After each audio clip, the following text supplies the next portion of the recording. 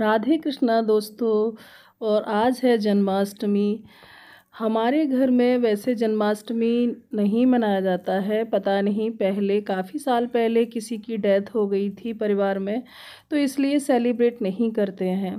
हम लोग फास्ट वगैरह भी नहीं रखते और प्रॉपर जैसी पूजा होती है एक विधि विधान के साथ, वो भी नहीं करते हैं। लेकिन फिर भी हमें ये फेस्टिवल बहुत ही ज़्यादा पसंद है, तो हम कान्हा जी का बाहर से भोग मंगाते हैं और घर में पूजा भी करते हैं और उनका बर्थडे सेलिब्रेट करते हैं। भगवान श्री कृष्ण के जीवन से हम शिक्षा ले सकते हैं कि उनका जीवन किस तरीके से रहा। तो उनके जीवन से हमें ये शिक्षा मिलती है कि इंसान को परिणाम अगर गलत होने के बाद रुकना नहीं चाहिए, उसे जीवन में आगे बढ़ना चाहिए। जीवन में आगे बढ़ना ही और कर्म करना ही महत्वपूर्ण है। वो कहते हैं कि आप कर्महीन नहीं हो सकते, जीवन में आपको कर्म करना ही होगा। अच्छा बुरा आपकी बुद्धिमत्ता पर डिपेंड करता है कि आप किस तरीके से कर्म करते हैं, किस तरीके से करना चाहते हैं, आपकी प्रवृत्ति क्या है।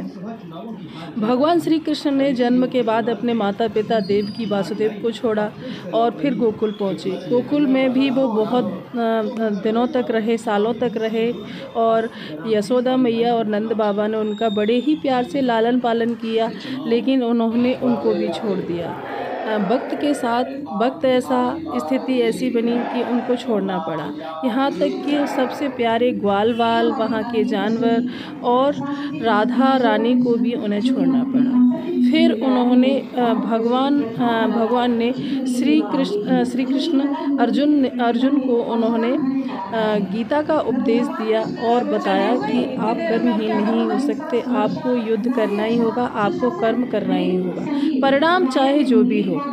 लेकिन वहाँ पर उन्होंने गीता का उपदेश देकर उनको उनका राज दिलाया और उनका राज तिलक करवा कर वहाँ से वापस आए और उन्होंने द्वारका नगरी का निर्माण किया।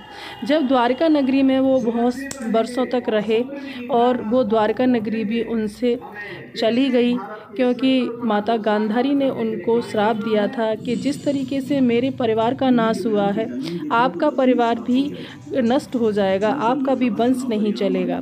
तो वो इस तरह से भगवान श्री कृष्ण के बाद विशेष वर्णन नहीं है उनके परिवार का, तो इस तरीके से वो चले गए और द्वारका नगरी समुद्र में डूब गई। यहाँ तो हमें ये जीवन से उनकी से ये पता चलता है कि जीवन रुकना नहीं चाहिए, अगर परिणाम जो भी है, लेकिन हम कर्महीन नहीं हो सकते और ना ही उन चीज़ों के बारे में सोचकर दुखी हो सकते हैं और अपने आप को कर्महीन नहीं बना सकते। इसलिए हमें हर हाल में आगे बढ़ते रहना है और अच्छी सोच के साथ आगे बढ़ना है और आप जो भी ज़िंदगी में बेहतर करना चाहें वो कर सकते हैं और आगे बढ़ सकते हैं, क्योंकि जीवन की यही सच्चाई है और जीवन का यही सत्य है कि आपको जीवन में रुकना नहीं है। परिणाम चाहे जो भी हों, अच्छे या बुरे, लेकिन आप जीवन में रुक नहीं सकते।